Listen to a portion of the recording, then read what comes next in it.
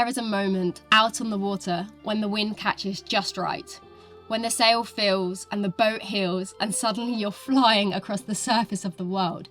In that moment, there are no categories, no labels, just human and horizon. Yet when we return to shore, the waters of reality are different, aren't they?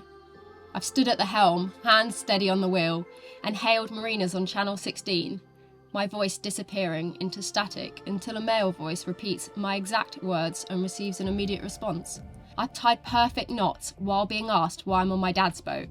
I've navigated treacherous passages only to find comments not about my seamanship, but about my appearance.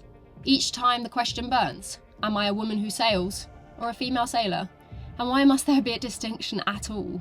The language itself betrays the battle. When we say female sailor, we mark ourselves as exemptions to the rule, as if the default sailor comes in only one form, and we're the asterisk, the footnote, the afterthought. But look at our hands, callous the same, our eyes reading the same sky, our decisions tested by the same unforgiving sea. To all those who have ever been asked to justify their presence on deck, I see you. To those who've had their expertise questioned while demonstrating it, I stand with you. And to every person who has ever felt they must be twice as good to be considered half as capable, your fight is not in vain.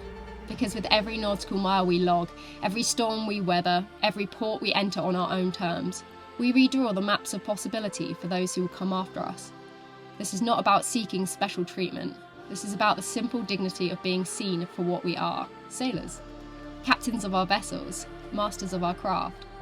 So here's to the women who take the helm, despite the headwinds of history. Here's to those who navigate not just by stars and charts, but through the choppy waters of presumption. Here's to every person who does what sets their soul on fire, even when the world tries to douse those flames. The sea doesn't care about your gender. The wind doesn't blow differently for different chromosomes. The journey belongs to those brave enough to embark upon it. And we are here. We have always been here. And we will continue to sail, not as women, not as exceptions, but as sailors who have earned our place on these waters. May your sails stay full and your courage never falter.